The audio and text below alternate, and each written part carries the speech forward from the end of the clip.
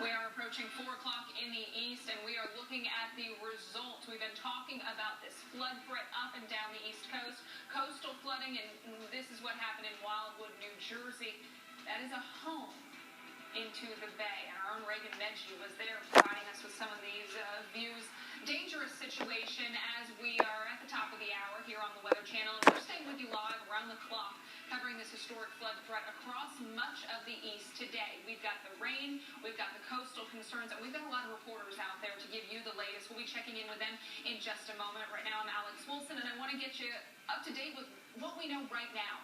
President Obama has signed an emergency declaration for South Carolina.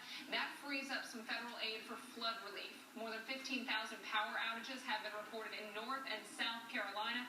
The latest power outage reported at Johns Island, South Carolina. Campers, they're being moved away from the fast-rising Catawba River. This is just east of Asheville, North Carolina. And so far today, 145 flights have been canceled. 6 flights have already been canceled for Sunday.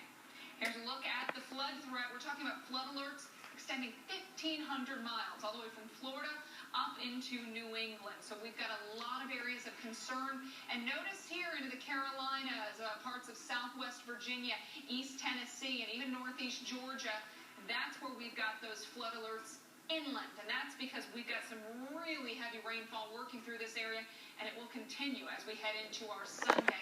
Flash flood warnings down around the Charleston area up towards 26. We've also got a flash flood warning up in Henderson County, North Carolina, right along the North-South Carolina state line. Over a foot of rain, 13.4 inches of rain has fallen in just 2 days. As I said, we've got reporters up and down the East Coast. I want to start in Virginia Beach, Virginia, where Mike Seidel has been talking about the beach erosion. You know, Mike, we've got the flood threat, but we're also talking about beach concerns, and beach erosion is something that you have seen firsthand. Yeah, I said as far as flood threat from freshwater, rainwater, that's not a concern here from the Tide Water up towards Ocean City. We're hoping to the Jersey Shore.